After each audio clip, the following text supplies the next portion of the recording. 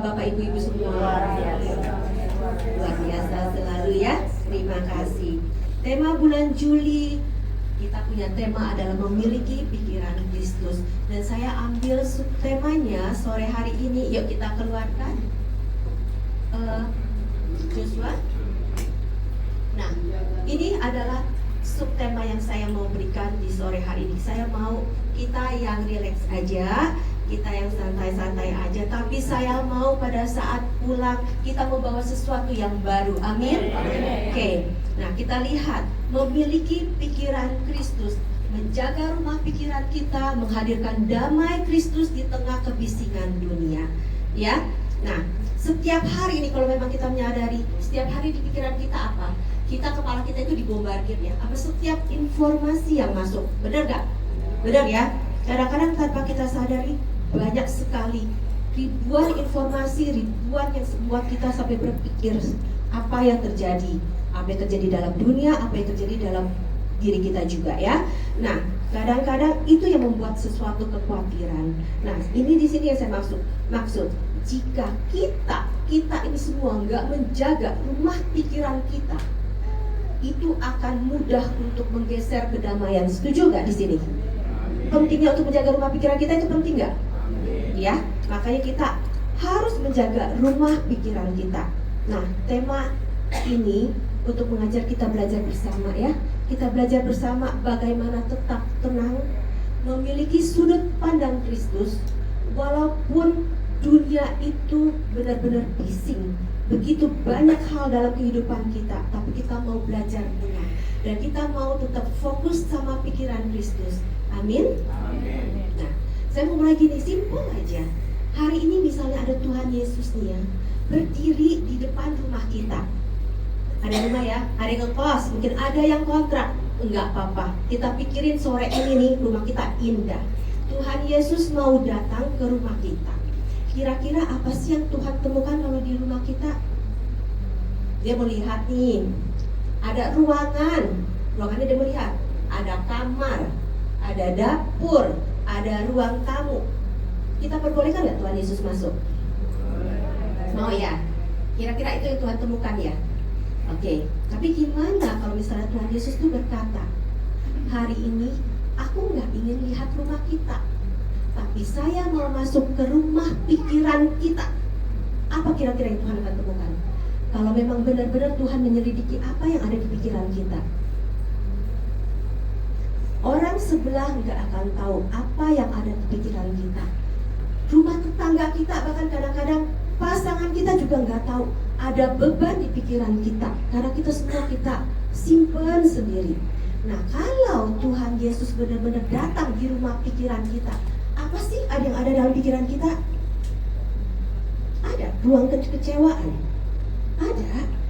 ada ruang kayak merasa putus asa, ada juga ada ruang kesedihan, ada ruangan luka mungkin ya, ruangan luka yang kita simpan lama dan semua orang gak akan tahu.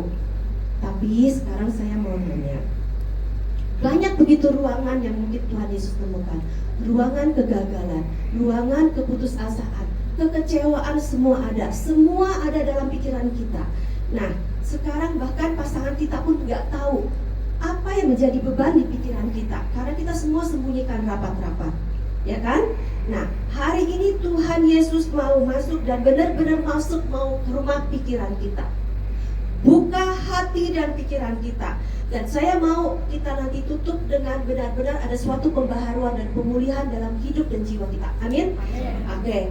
Nah, terus saya mau, kalau ada semua orang, saya ketemu sama Oma Ratna, saya tersenyum, tapi saya nggak tahu loh apa yang ada di pikirannya dia. Saya ketemu sama mamanya Tiffany juga tersenyum, tapi saya nggak pernah tahu apa ada dalam pikiran dia.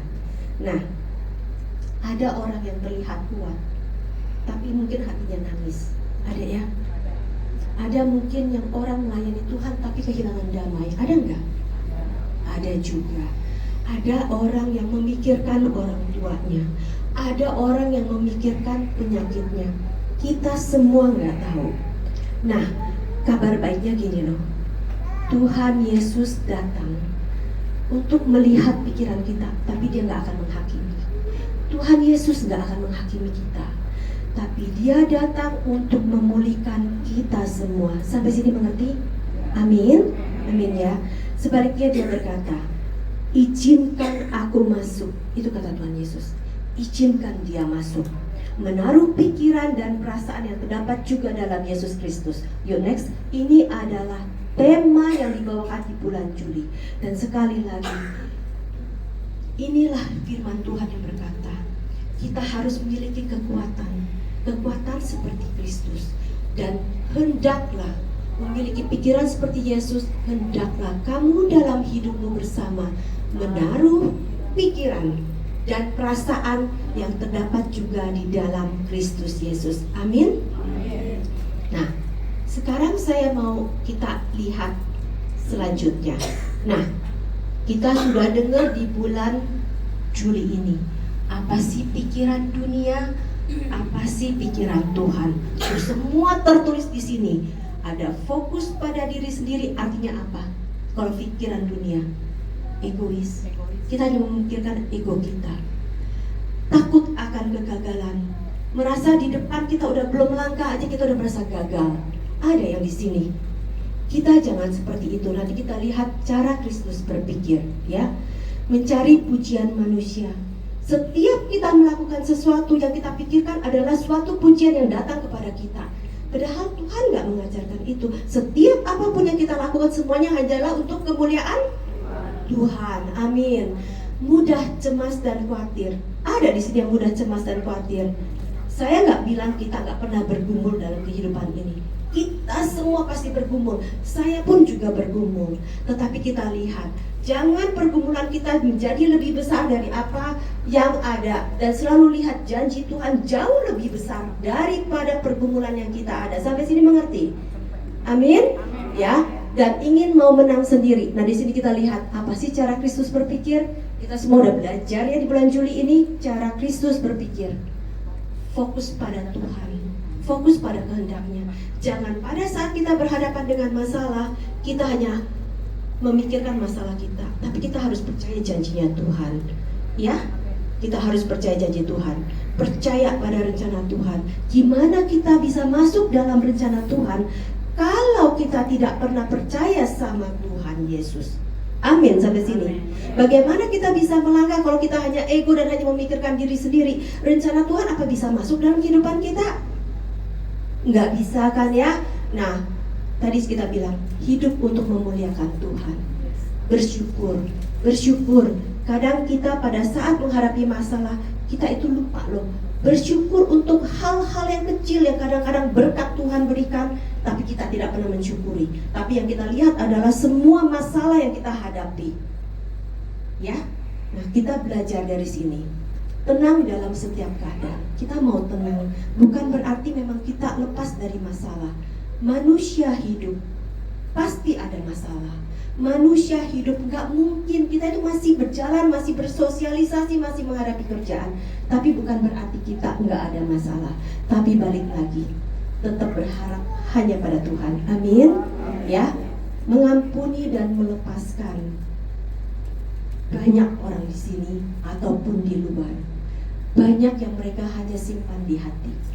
Semua masalah yang dia ada, dia tidak pernah mau menyerahkan kepada Tuhan Yesus. Tapi yang dia lakukan adalah apa? Dia tidak mau melepaskan semua menjadi beban hidupnya. Jangan seperti itu. Karena Tuhan sendiri yang mengajarkan harus bisa mengampuni dan harus bisa melepaskan. Amin. Ya, dan kita harus rendah hati. Banyak sekali kita sudah mendengar rendah hati dan melayani. Nah, sekarang saya mau bicara next adalah di sini. Kalau memang kita lihat selanjutnya,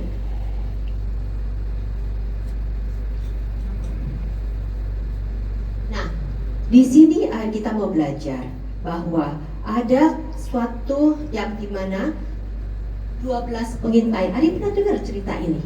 12 pengintai. Di sini ada yang pernah tahu cerita 12 pengintai? 12 pengintai ini adalah dimana kita lagi mau belajar di sini ada 12 pengintai yang diutus sama Musa. Diutus sama Musa untuk menyelidiki tanah Kanaan. Yuk kita baca dulu ya. Mereka melihat tanah yang sama, yaitu tanah Kanaan. Kita buka Bilangan 13:27, 28 dan nanti 13:33 ya. Joshua kita buka. Kita buka Bilangan Joshua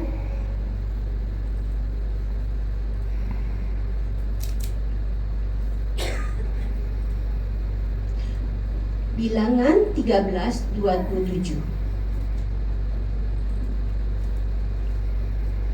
Oke, saya bacakan ya. Ini adalah 12 pengintai. Mereka melihat tanah Kanaan. Mereka menceritakan kepadanya, kami sudah masuk ke negeri kemana kau suruh kami. Dan memang negeri itu berlimpah-limpah susu dan madunya. Dan inilah hasilnya. Jadi 12 pengintai itu waktu melihat tanah Kanaan itu dia melihat berlimpah-limpah susu dan madunya. Ya, mereka melihat ada tanah Kanaan yang berlimpah susu dan madunya hasilnya. Kita lihat 28. Hanya bangsa yang diam di negeri itu kuat-kuat dan kota-kotanya berkubu dan sangat besar. Juga keturunan Enak telah kami lihat di sana. Nah, di sini mereka melihat benar-benar kota-kotanya berkubu dan sangat besar. Berarti kayak temboknya itu, aduh besar-besar. Kota-kotanya berkubu dan sangat besar. Dan kita lihat Bilangan 13:33. Juga kami lihat di sana orang-orang raksasa, orang Enak yang berasal dari orang-orang raksasa, dan kami lihat diri kami seperti belalang, dan demikian juga mereka terhadap kami. Nah, kalau memang kita baca ini, ketika mereka pulang, laporannya seperti apa? Laporannya itu berbeda. Mereka ada 12 orang nih di sini nih. Ada 10 orang. Yuk kita balik sebentar ke gambarnya, ke slide kita. Ada 2 orang, di mana ada 10 pengintai, dan ada 2 orang yang namanya Joshua dan Kaleb. Nah, tadi apa ya kapas laporannya dari 10 orang ini? Mereka bilang gini loh, tadi kita nggak sanggup. Yuk kita baca Bilangan 13:31 sekarang. Dia bilang itu, kita tidak sanggup. 31 sampai Bilangan 13:31 sampai 33. Tetapi orang-orang yang pergi ke sana bersama-sama dengan dia berkata, kita tidak dapat maju menyerang bangsa ini karena mereka lebih kuat daripada kita, ya. Dan mereka merasa takut sekali. Yuk kita lanjut 32-nya. Juga mereka menyampaikan kepada orang Israel kabar buruk tentang negeri yang diintai mereka dengan berkata, negeri yang telah kami lalui untuk diintai adalah suatu negeri yang memakan penduduknya. Dan semua orang yang kami lihat di sana adalah orang-orang yang tinggi perawakannya. Nah, lihat apa sih dari 10 pengintai itu jawabannya? 10 pengintai itu lebih apa ya? Kalau memang kita lihat, mereka selalu bilang kita nggak sanggup, kita nggak dapat maju, kita nggak bisa menyerang bangsa itu, sebab mereka lebih kuat daripada kita. Yang mereka lihat itu adalah orang-orang raksasa. Kami seperti belalang, kita itu kecil loh, seperti kecil. Mereka itu raksasa loh. Itu hasil dari apa respon dari 10 pengintai. Nah, sekarang kita fokus, kita lihat apa sih kalau dari 2 pengintai sebelahnya. Kita balik, kita lihat 2 pengintai sebelahnya. Nah, ini ada nama 2 orang pengintainya nih, Joshua dan Kaleb. Apa kalau Joshua dan Kaleb? Yuk kita baca Joshua dan Kaleb. Kalau Joshua itu bilang apa dan Kaleb? Bilangan 14 ayat 7 sampai 9. Yuk kita baca. Dan berkata kepada segenap umat Israel, negeri yang kami lalui untuk diintai itu adalah luar biasa baiknya. Jika Tuhan berkenan kepada kita, maka Ia akan membawa kita masuk ke negeri itu dan akan memberikannya kepada kita. Suatu negeri yang berlimpah-limpah susu dan madunya. Hanya janganlah memberontak kepada Tuhan dan janganlah takut kepada bangsa negeri itu, sebab mereka kita telah habis. Yang melindungi mereka sudah meninggalkan mereka, sedang Tuhan menyertai kita. Janganlah takut kepada mereka. Apa yang kita pelajari di sini? Kita balik ke ininya juga. Kita ke slide. Joshua dan Kaleb dia bilang apa? Janganlah takut. Tuhan menyertai Israel. Mereka memenuhi pikirannya dengan apa? Janji Tuhan. Lain dengan 10 pengintai. Omongannya semua apa? Kami takut, kami melihat raksasa, tembok-tembok itu semua tinggi-tinggi sekali. Itu pandangan dari 10 pengintai. Tapi lihat 2 pengintai. Mereka begitu percaya akan janji Tuhan. Dia bilang, jangan takut loh, Tuhan menyertai Israel. Mereka memenuhi pikirannya dengan janji Tuhan. Nah, apa sekarang yang saya bilang? 12 pengintai itu sebenarnya melihat apa? Tanah yang sama. Mereka benar nggak sebenarnya melihat raksasa?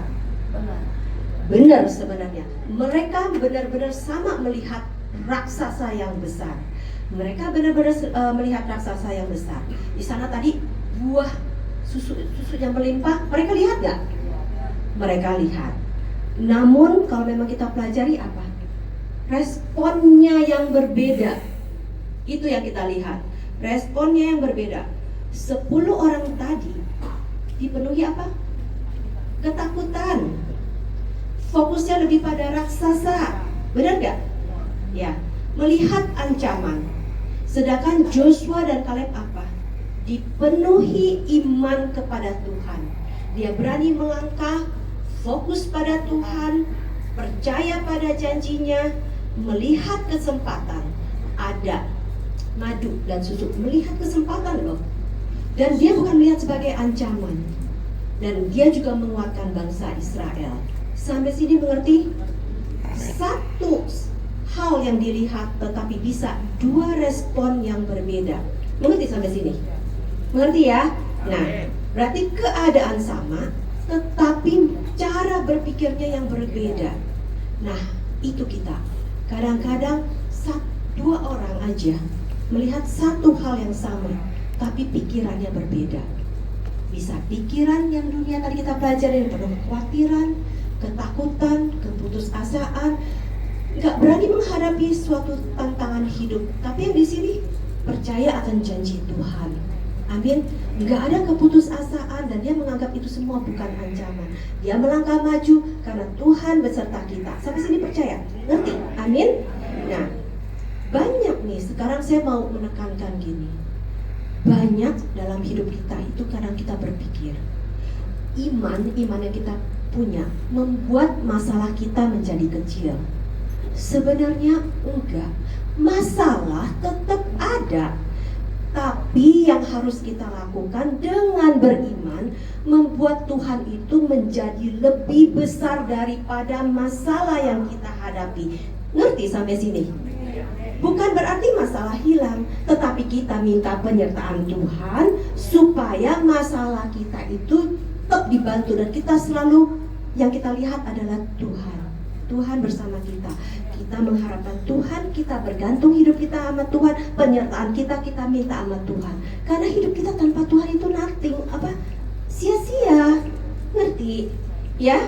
Nah, sekarang saya lagi mau bilang gini loh. Memang kita lihat Joshua dan Kaleb juga melihat raksasa. Benar gak sih? Tadi saya bilang semua melihat raksasa. Tapi beda. Joshua dan Kaleb, dia melihat Tuhan dulu, baru dia lihat raksasanya mungkin.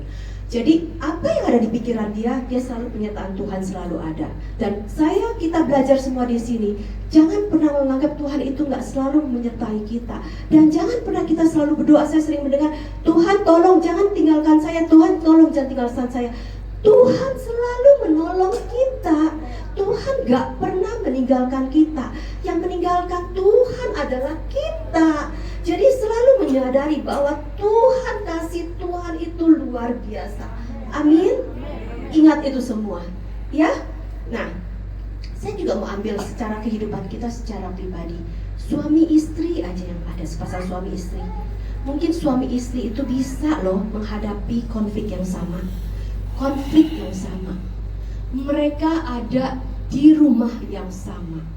Mereka juga mendengar kalimat ketus. Si suami juga ketus, si istri juga ketus. Mereka itu mendengar semuanya, sama-sama ketus yang sama-sama. Tapi respon mereka bisa berbeda. Nah, kita itu ada di mana?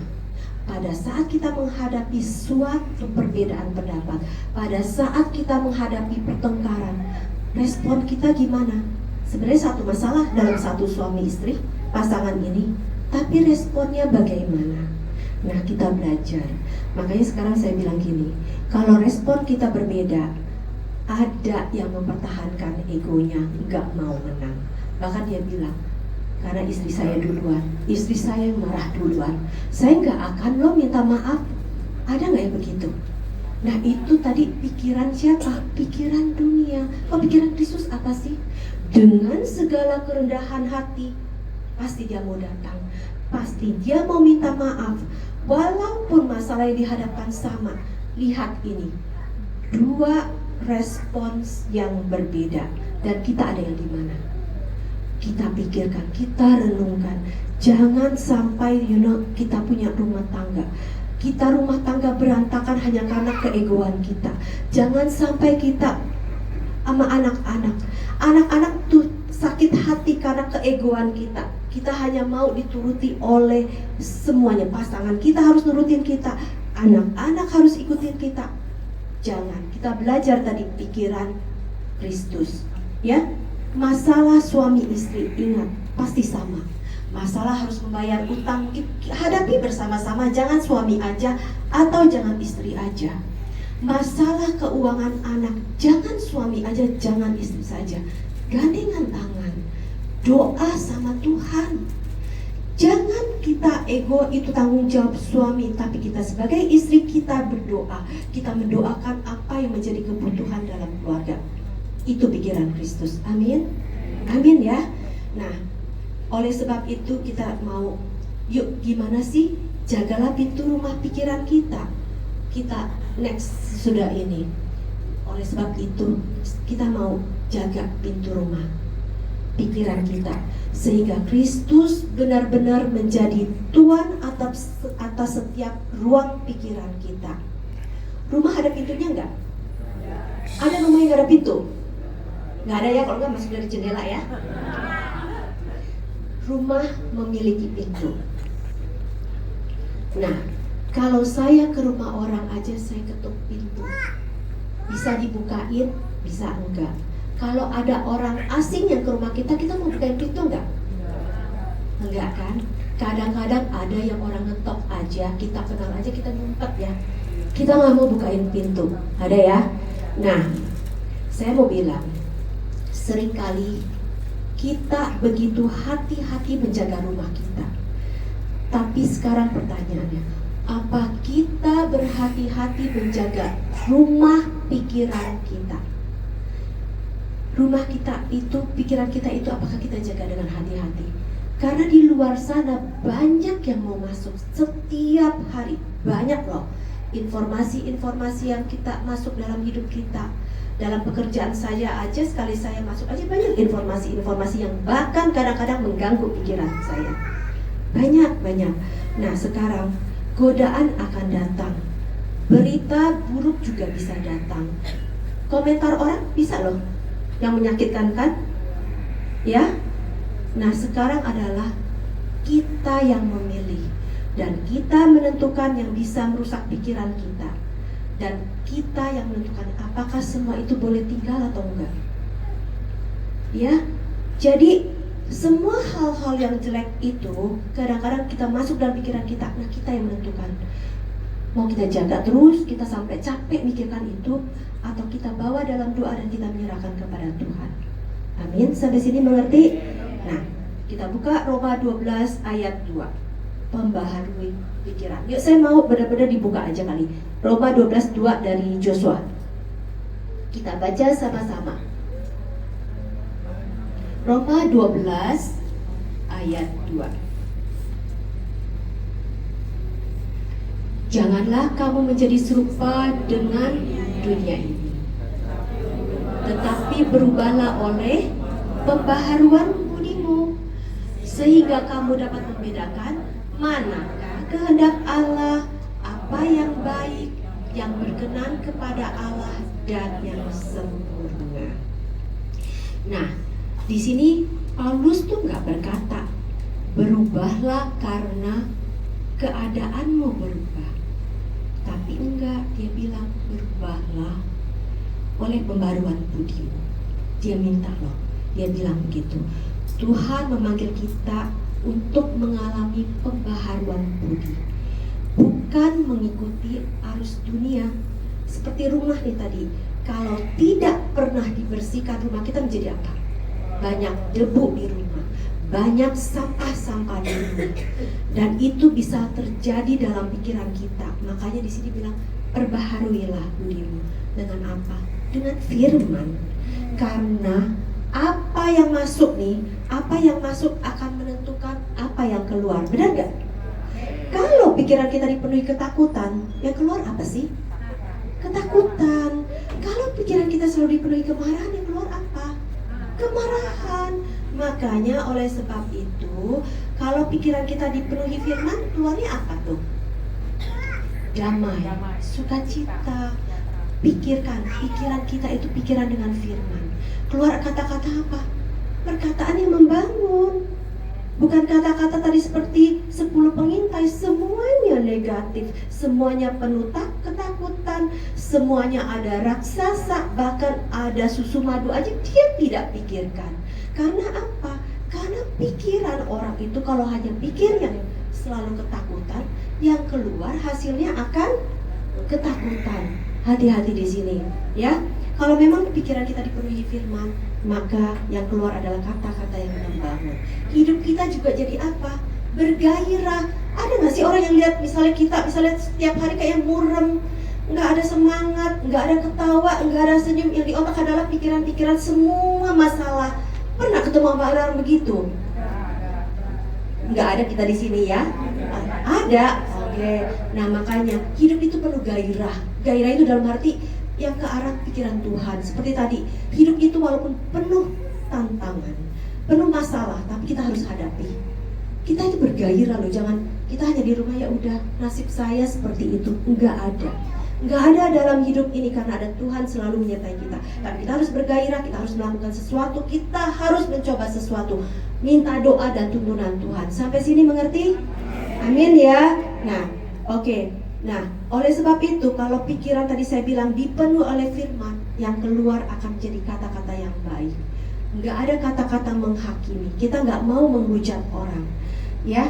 Dan pikiran kita dipenuhi Tuhan, berarti firman memenuhi pikiran kita. Amin. Nah, kedua, di sini saya belajar saring apa yang masuk di kepala kita, dan kita harus benar-benar menyaring apa nih yang masuk di kepala kita.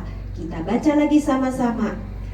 Baca di Filipi 4 ayat 8. Ini ayat ini sering dibacakan oleh Pak Berti, baik di mesbah pagi, dan saya nggak tahu kalau memang ada pas di sini, pas kebagian juga di ini. Tapi saya benar-benar ini adalah ayat favorit saya.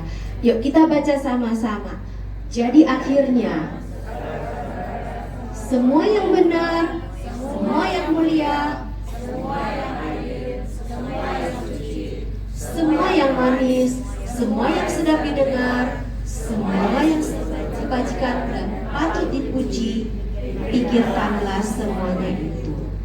Sekarang saya mau bertanya, tadi kita bicara mengenai rumah pikiran. Bagaimana cara praktis menjadi satpam bagi rumah pikiran kita? Nah, kita kalau memang harus menjadi satpam untuk rumah pikiran kita, Paulus memberikan sebuah, bagi saya ini alat penyaring yang sangat luar biasa. Karena, kenapa? Pernah nggak dengar istilah you are what you eat? Intinya gini nih, you are what you eat itu adalah gini. Kalau kita makan makanan sehat, kita jadi apa? Sehat. Kalau kita makan makanan nggak sehat, kita apa? Gampang sakit. Nah, itu maksudnya. Nah, jadi ternyata itu nggak hanya berlaku bagi perut kita, tapi berlaku bagi pikiran kita. Amin. Jadi nggak semua yang kita tonton, nggak semua yang kita dengar komentar orang kadang-kadang menyakitkan, nggak semua yang kita tonton, perkataan orang, komentar orang yang mungkin menyebabkan kita sakit hati, kita dihina juga, kita juga bisa difitnah. Itu ada dalam kehidupan kita. Kadang membuat luka kita menjadi sakit sekali gitu loh. Luka di hati, ada ketakutan. Dan jangan kita biarkan menetap di pikiran kita. Sampai sini mengerti? Jadi banyak hal yang masuk dalam pikiran kita, dan pasti ada yang tidak bagus. Filter dulu, apakah itu benar, tadi itu sesuai dengan firman Tuhan. Apakah itu benar, atau ini cuma gosip, atau ini cuma asumsi. Nah, di sini saya munculkan gambarnya tadi, balik ke slide. Di sini nih saya sebelumnya Joshua. Di sini nih saya munculkan, kalau kita lihat air keruh masuk, itu banyak informasi di luar loh yang masuk ke dalam pikiran kita. Banyak perkataan, komentar-komentar orang yang mungkin kita nggak suka loh. Nah di sini maunya air keruh yang masuk harus kita filter.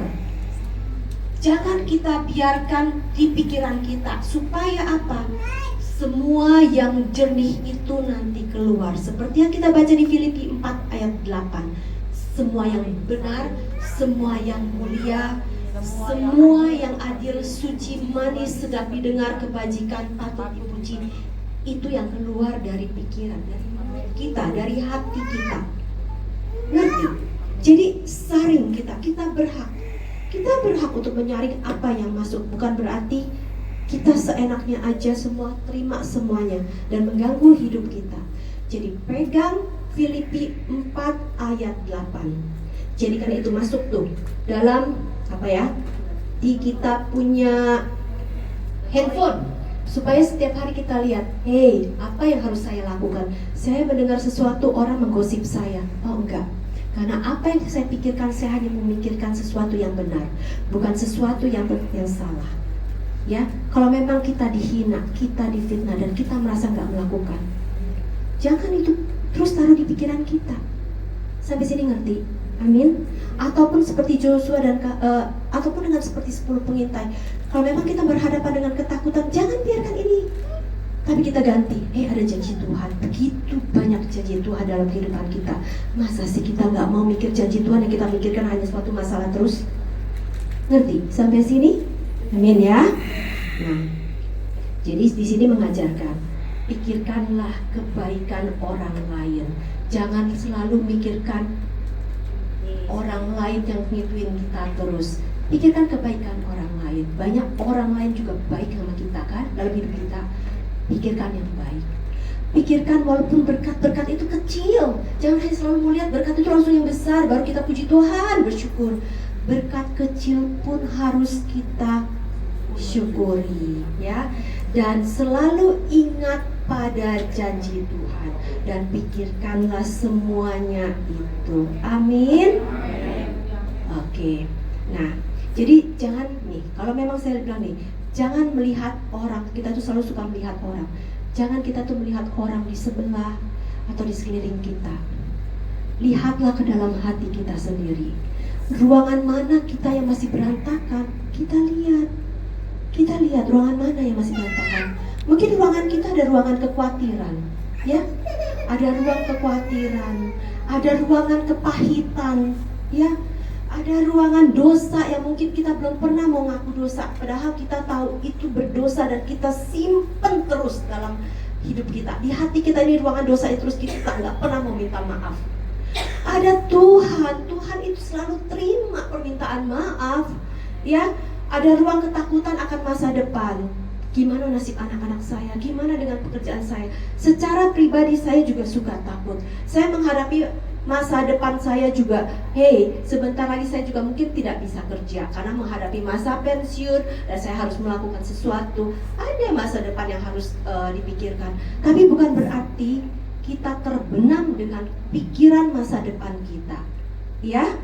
Nah, sekarang ini saya mau melangkah ke nomor 3. Mari kita dengar doa Daud. Di sini adalah Mazmur 139. Yuk kita next. Mazmur 139 23 ayat 24. Yuk kita baca. Daud ini berkata, "Selidikilah aku Tuhan." Kita baca Mazmur 139 ayat 23 sampai 24. Joshua munculkan. Nah, di sini dia bilang, "Selidikilah aku ya Allah, dan kenalah hatiku, ujilah aku dan kenallah pikiran-pikiranku. Apa itu maksudnya? Terkadang kita itu merasa rumah pikiran kita baik-baik aja, semua baik-baik aja. Tapi kalau pas terang dinyalakan, barulah kita melihat ada debu, sampah-sampah yang selama ini kita sembunyikan. Daud secara sadar menyerahkan pikiran dan hatinya untuk diuji dan minta dituntun ke jalan yang kekal. Nah, kalau kita itu gimana? Kita di sini harus izinkan Tuhan berjalan masuk dan memeriksa ke setiap ruangan pikiran kita. Yuk kita balik. Tahu gak sih, kalau Tuhan itu ingin masuk ke setiap ruangan kita, mungkin kita hanya mengizinkan sampai mana? Mungkin cuma kita mengizinkan sampai ruang tamu. Kita gak pernah mau suruh Tuhan untuk melihat lebih dalam lagi. Tuhan itu mau melihat semua ke setiap sudut ruangan pikiran kita. Kita biarkan, kita mau biar Tuhan masuk ke dalam setiap pikiran kita. Amin. Jangan biarkan masih ada ruang yang kita kunci, ruang luka ataupun ruang yang menyimpan semua akar pahit. Jangan ya. Jangan, mungkin ada pertengkaran di masa lalu, tapi jangan terus kita simpan di sini dan jangan selalu kita kunci. Biar seperti Daud, selidikilah aku, kata Daud. Ya Allah, selidikilah aku dan kenalilah hatiku. Itu Daud minta. Biarkan Tuhan yang masuk, ya. Jangan biarkan ruang trauma masa lalu sampai membebani hidup kita semua. Amin. Ya, jangan biarkan ruang dosa tadi yang kita bilang, biarkan itu sampai disimpan terus dan sampai orang nggak tahu. Jangan, belajar minta maaf, menyerahkan diri kita pada Tuhan sepenuhnya. Sampai situ kita ngerti, ya. Kadang-kadang kita merasa kita itu masih menyimpan semua dosa sama pasangan, bahkan dosa sama anak. Mungkin kita pikir, ya sudah, itu sudah berlalu. Sekarang saya mau coba mulai hidup baru. Tapi belajar, Tuhan sekali lagi mengajarkan merendahkan diri kita, belajar minta maaf. Tuhan gak akan pernah menghakimi kita kalau kita mau melangkah dan kita mau minta maaf. Belajar minta maaf sama pasangan, sama kakak, sama adik, sama keluarga, bahkan mungkin sama anak. Jangan pernah kita biarkan itu biasa-biasa aja. Tapi seorang anak kecil tuh bisa mengingat dan itu mengganggu pikirannya pada saat dia dewasa. Jangan sekali-sekali kita menganggap itu masih anak kecil, tapi anak kecil bisa mengingat apa yang terjadi. Ingat sampai sini, ya. Nah, hari ini Tuhan Yesus berkata, boleh gak sih Dia datang masuk ke ruangan itu, ke ruang pikiran kita dan memulihkan kita. Tuhan mau mengganti hati dan memberi rohnya. Kita baca Yehezkiel 36 26 dan 27. Yuk kita baca sama-sama. Kita baca sama-sama supaya kita benar-benar mengerti. Yehezkiel 36, 26 dan 27. Ya, nanti 26 dan 27. Kamu akan kuberikan hati yang baru. Itu baiknya Tuhan. Kamu akan kuberikan hati yang baru dan roh yang baru di dalam batinmu, dan aku akan menjauhkan dari tubuhmu hati yang keras dan kuberikan kepadamu hati yang taat. Nah, bayangkan loh, Tuhan tuh mau loh masuk ke dalam setiap sudut ruangan kita. Bahkan Dia akan bilang, Rohku akan kuberikan diam di dalam batinmu, dan aku akan membuat kamu hidup segala ketetapanku dan tetap berpegang pada peraturan-peraturan. Itu janjinya juga. Ya, kita harus menyadari, menjaga pintu saja nggak cukup loh. Menjaga pintu saja nggak cukup kalau hati kita ini keras.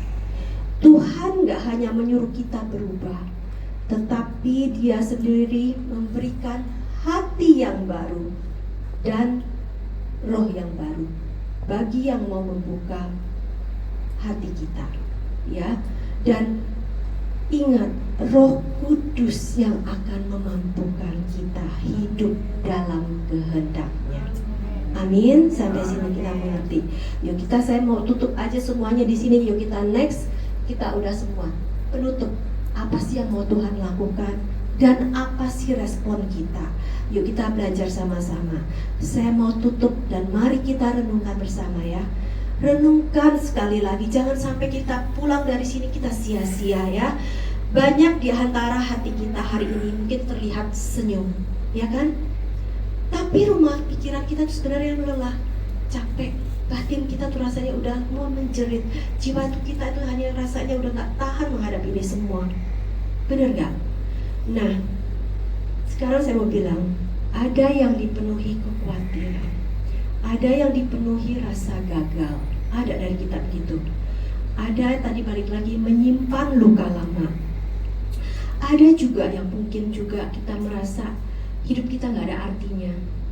Dan kita juga sulit tidur karena pikiran kita itu gak pernah berhenti mikirin semua masalah yang ada dalam kehidupan kita. Ada yang seperti itu? Jangan ya. Di sini saya seperti bilang sekali lagi, Tuhan kita datang tidak untuk menghakimi. Tuhan datang, Dia mau mengetuk pintu rumah pikiran kita. Tuhan gak pernah memaksa masuk ke dalam rumah pikiran dan hati kita. Dia hanya mau mengetuk. Dia ngetuk. Nah, mau gak kita bukakan? Masalahnya ini, mau gak kita bukakan? Kalau kita gak mau bukakan, ya kita akan terus aja terhimpit oleh masa lalu kita. Kita gak akan bisa diperbaharui sama Tuhan. Dan Dia mau mengetuk. Dia mengetuk. Pertanyaannya, apakah Tuhan mau masuk? Tuhan mau masuk. Hanya kita mau gak membukakannya? Apakah kita mau membuka pintu dan membuka setiap ruangan dengan sukarela? Itu pertanyaan untuk kita semua di sini. Ya, ada ruangan yang mungkin selama ini terkunci, yang tadi saya bilang kepahitan, disimpan terus kepahitan itu. Bertahun-tahun lagi kepahitan itu disimpan. Ngapain kita hidup dengan penuh kepahitan? Ya kan? Ngapain kita hidup dengan luka? Ada rasa bersalah mungkin kita pernah lakukan. Ya gak apa-apa, tadi saya bilang Tuhan sudah datang, Tuhan sudah mengetuk pintu. Hanya tinggal kita mau buka atau enggak. Tuhan akan masuk dan membersihkan itu semua. Maka di sini bilang Tuhan akan masuk. Tuhan akan periksa tanpa menyembunyikan apapun. Tuhan menyelidiki setiap ruangan hati kita. Ada ruangan yang selama ini bukan terkunci, buka sore hari ini. Jangan dikunci. Berikan hidup kita sama Tuhan. Jangan sampai kita menyimpan semua luka, dosa dan semua itu di masa lalu dan kita hanya menyimpannya sendiri. Jangan. Karena percaya gak sih? Percaya gak sih kalau memang kita selalu bicara firman Tuhan? Itu yang saya sekarang pelajari makin lama. Tuhan itu begitu kasih kita itu loh. Menyadari gak sih kalau Tuhan menyayangi ibu? Amin. Tuhan menyayangi juga ya Ibu Li, semua Tuhan menyayangi. Kalau kita merasa Tuhan menyayangi kita, masa sih kita gak mau buka ruang pikiran kita untuk dibersihkan sama Tuhan? Amin ya. Bertobat. Makanya kita juga perlu bertobat. Di sini saya bertobat dan meninggalkan pola pikiran lama. Bertobat. Jangan selalu menyimpan apa yang masa lalu luka-luka. Bertobat. Menyadari kasih lagi. Kasih anugerah Tuhan itu gak ada habis-habisnya dalam kehidupan kita. Amin. Nah, ketika Tuhan masuk, Dia gak hanya membersihkan rumah kita, Dia juga mau tinggal di dalamnya. Dan ketika Tuhan tinggal di dalam rumah pikiran kita, tentunya ada damai kan? Menggantikan semua kecemasan, menggantikan semua tadi keputusasaan, menggantikan semua yang tadi kita benci, luka semuanya. Tuhan itu peduli loh. Tuhan peduli dengan air mata kita loh, yang kita teteskan diam-diam mungkin di bantal, hanya kita yang tahu. Kita nangis setiap hari, setiap malam hanya di bantal, ya Bu ya. Tuhan tahu. Makanya kenapa jangan hanya menangis di bantal, tapi kita tidak mau minta Tuhan membereskan setiap masalah dan pikiran kita. Dan jangan hanya kita hanya berpikir setiap itu masalah terus yang ada dalam pikiran kita. Ngerti sampai sini? Ya. Tuhan tuh tahu setiap helai rambut di kepala kita yang sering kita pegang ini pusing gitu. Tuhan mengerti. Sampai sini nangkap ya. Jangan sia-siakan kebaikan Tuhan. Amin. Nah, Yesus berkata dalam Matius 11:28. Ini ayat ini sering kita dengar. Ada yang tahu ayat ini? Kalau tak ada yang tahu nih, saya kasih hadiah minggu depan. Ada yang tahu ayat ini? Matius 11:28. Marilah kepadaku, kata Tuhan Yesus, semua yang letih lesu dan berbeban berat, aku, kata Tuhan, akan memberikan. Amin. Nih, nanti minggu depan ada yang ingat ayat ini dan maju ke depan, saya kasih hadiah. Satu orang tapi tanpa boleh membaca. Jadi hafalkan, ada satu ayat untuk minggu depan. Apa tadi janji Tuhan? Dia akan memberikan kelegaan. Amin.